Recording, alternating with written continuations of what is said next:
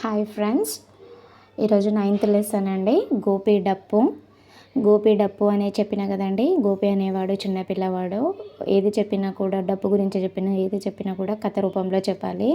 కథ అనేది గేయ ప్రక్రియ అండి. ఇక్కడ మనకి కథ అనేది గేయ ప్రక్రియ అంటే ఇతరులకు సహాయం చేసే గుణం అని ఉండాలి. దీని గురించే పాఠం అనేది ఉద్దేశం అండి.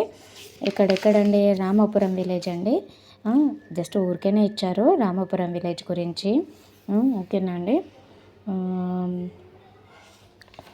ఒకసారి చూద్దాం ఏముందో.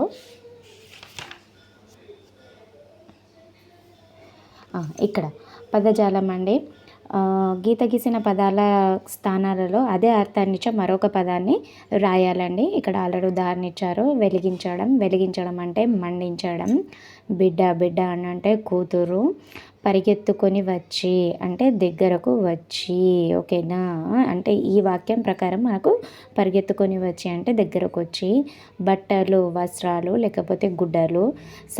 సమయం అంటే గడియ కాలము. సమయం అంటే గడియ అండి. గడియ కాలము అండి.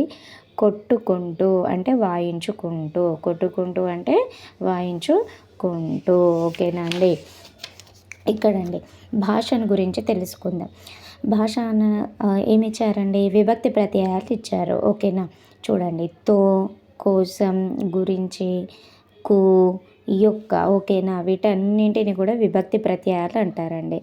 ఈ విభక్తి ప్రత్యయాలు అంటే ఏంటండి? వాక్యంలో పదాల మధ్య సంబంధాన్ని ఏర్పరుస్తుంది. ఓకేనా. అర్థాన్ని ఇస్తుంది.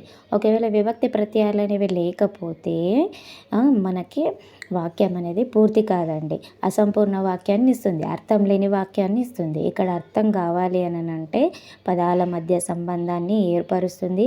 ఇలానే ఇస్తుండండి ఎగ్జామ్లో. వాక్యంలో పదాల మధ్య సంబంధాన్ని ఏర్పరిచే వాటిని ఏమంటాము అని అడుగుతున్నారు. ఏమంటాము? వాటిని విభక్తి ప్రత్యయాలు అంటాము. ఓకేనా.